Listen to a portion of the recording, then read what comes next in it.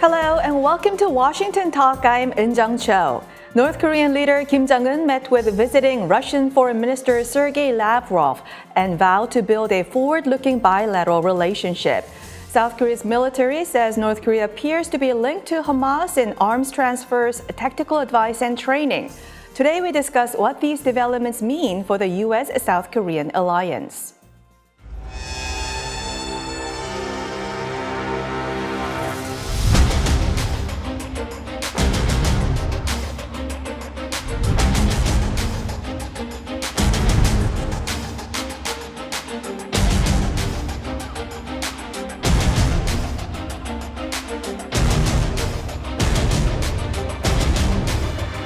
On North Korea and Russia, with the transfer of weapons and capabilities, is also of concern. So the region is gotten more dangerous.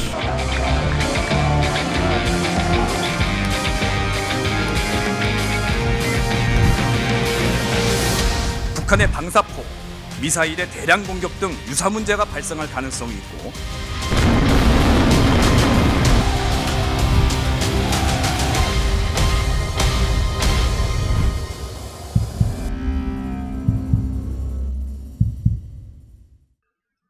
In the studio with me, Mr. Richard Lawless, founding principal of NMV Consulting. Mr. Lawless was former Deputy Undersecretary of Defense for Asian and Pacific Security Affairs and also served as Deputy Head of the U.S. delegation to the Beijing Six-Party Talks. Mr. Lawless has also spent 15 years as a clandestine services officer in the Central Intelligence Agency, where he specialized in nuclear proliferation issues. His recently published book, Hunting Nukes, addresses both South Korea and North Korea's nuclear programs. Also joining us, Mr. Bruce Klingner, Senior Research Fellow at the Heritage Foundation. Mr. Klingner spent 20 years at the Central Intelligence Agency and the Defense Intelligence Agency and served as CIA's Deputy Division Chief for Korea.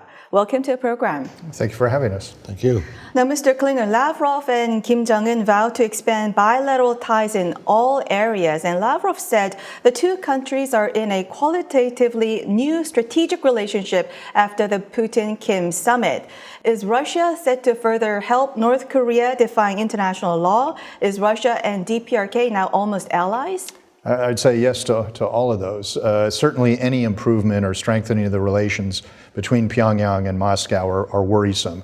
We're wondering what Russia will provide to North Korea in return for North Korean provision of large amounts of ammunition to assist Moscow's invasion of Ukraine.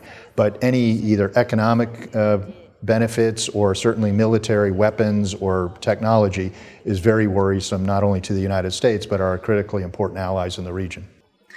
Mr. Lawless, just days before Lavrov's visit, the White House released satellite images of North Korea supplying Russia with 1,000 containers of military equipment and munitions. South Korean military said this amounts to hundreds of thousands of artillery rounds.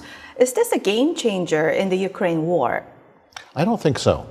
And the reason I don't believe it is a game changer is simply because Russia has a temporary deficit in certain munitions, and it needs to fill that gap now. And North Korea has been very accommodating in filling that gap. We know the Russians are increasing their production of artillery ammunition tenfold over the next year, but it's going to take them time to ramp up for the long fight in the Ukraine.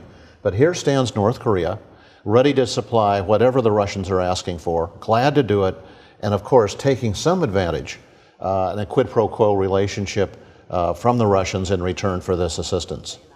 Mr. Klingner, the White House said North Korea in return wants from Russia fighter aircraft, surface-to-air missiles, armored vehicles, and ballistic missile production equipment. This would boost North Korea's not only conventional but nuclear capabilities. How would this enhance North Korean threat against South Korea in the battlefield? Well, if it happens, it would certainly increase North Korea's conventional and/or nuclear and missile capabilities against South Korea, Japan, and the United States. But I think we have to be a little less sure of ourselves as to what will actually happen. I think it's pretty clear that North Korea is providing a lot of mostly 122 millimeter and 152 millimeter artillery. We really don't know what North Korea will get in return.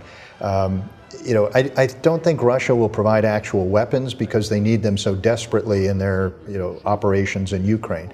So that's led to speculation as to what military technology or economic benefits will be provided.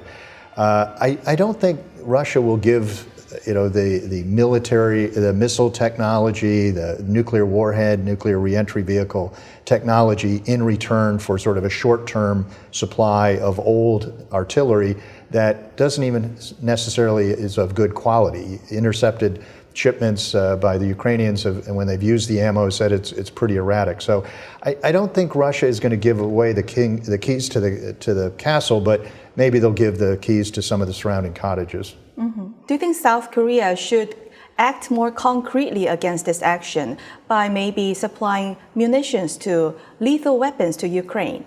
Oh, I think both Republic of Korea and Japan should be providing lethal weapons to the Ukraine. It's a time for people to stand up, and on both the Korean and Japanese fronts, they should find a way to make transfers of at least defensive munitions, air defense capabilities or other things. But it's time for South Korea to move forward along with Japan, not together, but in parallel, and provide substantial tactical weaponry to the Ukrainians for the purpose of the Ukrainians defending themselves. Mm-hmm. I agree with Mr. Lawless. I think South Korea and Japan should provide direct lethal aid to Ukraine, most notably 155 millimeter artillery rounds that South Korea produces a lot of and has a lot of stocks. And they've already sold quite a large amount of that to the United States and Poland. They've also had very large arms deals with Poland, which may be just replenishing Polish stocks from weapons that Warsaw provided to Ukraine. But I think given particularly President Yoon's aspirations for Korea to be a global pivotal state, his very moving, very strong words espousing South Korean principles of democracy and defending democracy and democratic principles needs to be followed up with actions, particularly when he gave a speech in Ukraine equating the situation to international support to South Korea during the Korean War. What if North Korea attacked again and the international community told South Korea, I'm sorry, we can't help you, you're in a hostile area or you're a conflict zone? That would not be well for South Korea. So I think they should live up to its principles and provide assistance directly to Ukraine. Mm-hmm. Is there a concrete way, specific way to stop the arms dealings between North Korea and Russia? I spoke to former Secretary Leon Panetta recently, and he said that the United States should consider interdicting the vessels on the high seas or even blockading North Korean ports. What is your reaction to those ideas? Well, I think sort of the reaction would be we would love to do that, but there has to be legal authorities for it. So some have articulated using the Proliferation Security Initiative as authority for interdicting ships on the high seas. Actually, the PSI is a voluntary collection of participating nations which doesn't convey any additional authorities. It's just those nations which participate, which do not include Russia, China, North Korea, agree to use their existing authorities to interdict ships or planes in their territorial waters or airspace. Similarly, the UN resolutions which have been passed against North Korea were done under Article 41 of the UN Charter rather than Article 42. Article 42 would have provided authority for military interdiction on the high seas, for example. So because it was under Article 41, we've had examples of these very slow boat chases with US warships trailing North Korean cargo ships, but unable to stop them. All they can do is follow them to a port, which hopefully that host nation would then interdict that ship in their territorial waters. Mr. Lawless, just like in the case of the war in Ukraine, the Biden administration has identified and exposed the arms dealings between Russia and North Korea. Has this been effective strategy so far? Do you think the Biden administration should step up its megaphone, so-called megaphone strategy of releasing all this intelligence? Should other countries join in?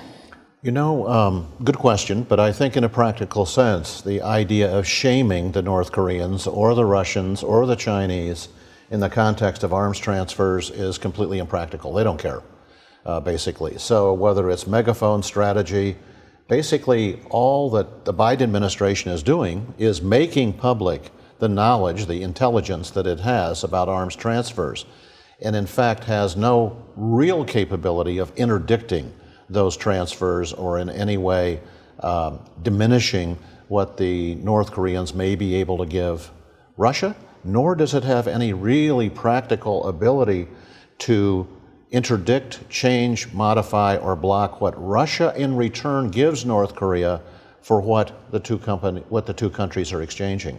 So I think it's very impractical to attempt to interdict. I think megaphone strategy is more for domestic political consumption. It has no practical effect on the players. If I may take a slightly different tack than Mr. Lawless. I think as two former intelligence officers, we always instinctively cringe when intelligence information is released. It goes against our very nature. And obviously it's very sanitized to hopefully prevent any threat to sources and methods. I agree that we can't shame the shameless of North Korea, Russia, and China. But I think by revealing the information, it may induce actions by the democratic nations. So as we released information about the North Korean assistance to the reactor in Syria back in 2007, this also is showing the world the actions that North Korea is taking. So it may not stop North Korea and Russia from exchanging military information or technology, et cetera, but it may light a fire under South Korea, Japan, and other nations that, okay, this is very tangible. It's not just vague statements that North Korea is providing assistance. By releasing some of the information, it shows that it is happening and the extent of it, so that might induce South Korea to provide lethal aid, or it will lead the international community to take more action to assist Ukraine in their defense against the Russian invasion. May I? Bruce makes a great point. And I think it's particularly applicable because it's going to be very important that we watch what comes back to North Korea as a consequence of this relationship. I myself am very concerned about one particular issue, and it's very symbolic for the North Koreans. It's an area where they've had a lot of problems executing in the past few years, and it would be something of a game changer for Northeast Asia. And that is if the Russians decide to help the North Koreans with an SSBN, a submarine-launched ballistic missile program. We know that this is an overriding priority of the Kim dictatorship. We know they have tried and failed in recent years to perfect the technology. But if the Russians can help them, even with technology that's 20, 30 years old, perfect that capability, put a submarine at sea that is armed with nuclear ballistic missiles, it's a game changer for South Korea, for Japan, and for us. Along with SSBN, if Russia provides North Korea with ICBM technology, re-entry technology, that would also be a game changer. Of course, yes. Do you think Russia would go as far as providing that very sensitive technology to North Korea? You know, I don't know how sensitive it is. I mean, they have perfected that 40 years ago, the Russians. So certainly they could help the North Koreans with re-entry technology. We know that's a shortcoming the North Koreans have. You know, we've always underrated the North Korean ability to perfect a given technology, terribly. I'm talking about the intelligence community here, always being a day late and a dollar short on what we think the North Koreans can and will do. So I'm looking at more of a maximum impact event, such as helping the North Koreans develop an entirely new capability that is game-changing strategically, that they wouldn't otherwise have. And that's why I mentioned the SSBN issue. Now I want to turn to how Israel-Hamas war impacts the Korean peninsula. Mr. Klingner, South Korea's defense minister said that he would push to suspend the 2018 comprehensive military agreement as Hamas's surprise attack raised concerns that North Korea may do a similar attack on South Korea. Now, how has the comprehensive military agreement made South Korea more vulnerable to North Korean attacks? I think the comprehensive military agreement was a good confidence building measure. It was a way of trying to reduce the risk of inadvertent tactical clashes becoming strategic conflicts. So if you have, as we did in Europe with the Conventional Armed Forces in Europe Treaty and the CSBM protocol, it's a way of preventing a small clash from getting much bigger. However, in the history of warfare, concrete fixed guard posts and minefields have never attacked another nation. So it was a good sort of lane in the road to try to perhaps build additional CSBMs to increase the confidence that each nation has that the other wasn't about to invade. That said, I think the Moon Jae-in administration oversold it. They said they had solved North Korean threat. So, and now that you've had North Korea, according to Seoul, violated it at least 17 times up through last year, if you have sort of unilateral implementation of a bilateral agreement, it's not effective. And one of the costs of it was that it did reduce the U.S. and South Korean ability to monitor the forward edge of the battlefield area with North Korea. So there were some training areas in South Korea that they can no longer train. And one example is that on Yongpyeong-do, they have to move the artillery to the mainland to practice, whereas North Korea's 4th Corps artillery, which attacked Yongpyeong-do in 2010, they can continue training where they are. So I think it has degraded to some abilities that the Allies have. But you do also have to take into account whether it's the diplomatic consequences of pulling out of an agreement outweigh the military benefits of doing so. Mr. Lawless, what is your reaction to the defense ministers considering suspending the comprehensive military agreement? Opposition party says that if South Korea do away with this agreement, then there is higher possibility of an armed conflict along the border, and that it would even give North Korea more reason, more logic to attack South Korea. What is your reaction to those? It's an interesting question. I know that the new defense minister has been adamant about suspending this agreement, and he's really done it, I think, from a perspective of tactical. As Bruce is mentioning, this really does inhibit the Republic of Korea from being able to actively monitor on a minute-by-minute basis the front lines, and it constrains unnecessarily the Republic of Korea. But this is a very hot topic politically in Korea because it's symbolic as well. The reason the Moon administration put this agreement in place, and as Bruce mentions, they sold it on the basis of, again, an improvement, confidence-building measure, that somehow the North Koreans were going to reciprocate. The North Koreans never reciprocate except by force. So I believe that the defense minister's comments previously, and I think he repeated this in his National Assembly confirmation testimony, that he is pretty determined to suspend this agreement for legitimate military tactical reasons. He's using the recent events in Israel to point this out, and I think it's useful, and I think it's something that the Korean body politic should seriously consider doing. Mm-hmm. And Mr. Lawless, South Korea's Joint Chief of Staff said that Hamas attacks on Israel is similar to North Korea's asymmetric attack. Should there be North Korean asymmetric attack on South Korea, is it inevitable that South Korea will deal a major blow? North Korea can shoot thousands of rockets in the first hour. That's true, but I think the scenario that's always kept us up at night, whether we're on the intelligence side of the equation or the policy-making side of the equation, is a strike by North Korea, a provocation that they know that will give us a lot of trouble responding to. For example, the shelling that's mentioned of YP-do, Yongpyeong-do, that could happen again tomorrow morning. And if it happens, we're going to be very conflicted, and the Republic of Korea is going to be very conflicted as to how it responds. So thousands of missiles coming across the DMZ, to me, are a possible scenario, but a much more likely scenario is a nuclear-armed North Korea holding the nuclear card, undertaking a limited provocation that has great domestic impact in South Korea. Mm-hmm. And Mr. Klingner, many people now talk about how North Korea may also do similar Hamas-style attack on South Korea, but don't you think the calculus could be a bit different from Hamas? Hamas is a militant group, North Korea is a hereditary regime, and there's overpowering superiority of US-RK alliance militarily. Well, as a former intelligence officer, I also was an imagery analyst for some time, including time at the imagery ground station, which was the watch office. And as we watched North Korea and the rest of the world, there's always the concern of the different scenarios with North Korea. Could it be a bolt from the blue, or could it be a full-scale invasion after a long time preparation? So some sort of say that, well, we only have a 30-second warning time, which is the time from when you pull the lanyard on an artillery piece and the artillery shell lands in South Korea. Well, that kind of attack you can't warn against, but it can be devastating, but it's not going to have the weight to carry through of a full invasion that would occupy the peninsula.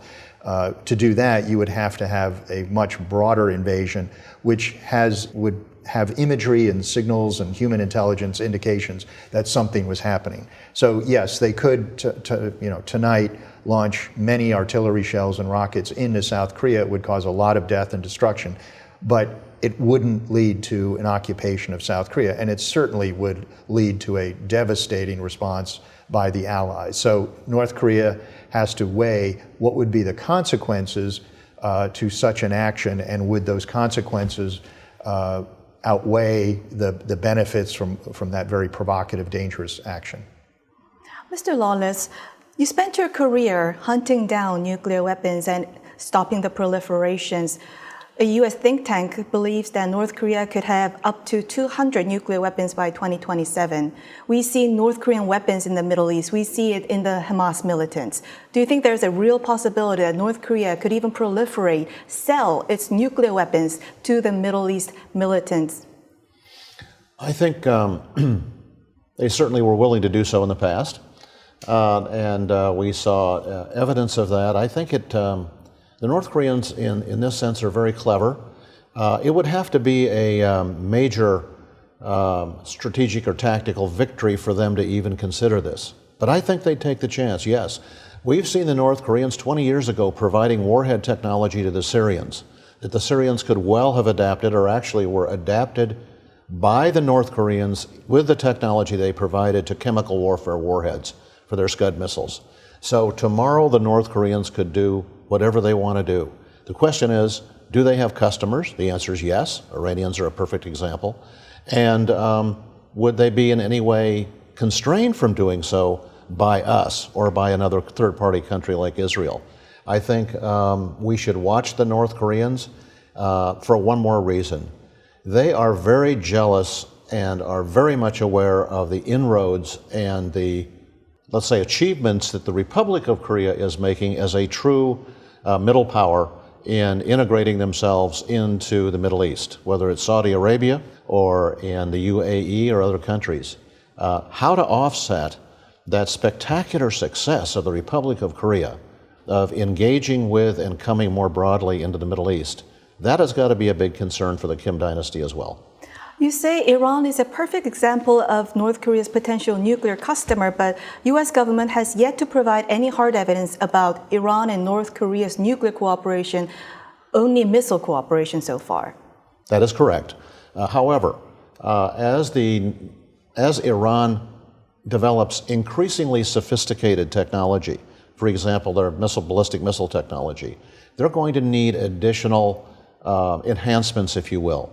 The North Koreans are perfectly positioned to give those enhancements. I mentioned before, we as intelligence officers were amazed to find out that the North Koreans were not only willing to provide the Syrians with ballistic missile technology, but were willing to transfer technology that allowed a chemical warhead to be put on that system. So I think very much the Iranians could reach back to the North Koreans and say, you've perfected this particular type of technology, we'll buy it from you and we'll pay you in oil. And I think that is a transaction that could happen tomorrow. Well, that's all the time we have for this week. Mr. Klingner, Mr. Lawless, thank you very much for joining us. Thank you for having us. Thank you very much. And thank you for watching. We'll be back here next week with U.S. experts to discuss the two Koreas and the region right here from Washington.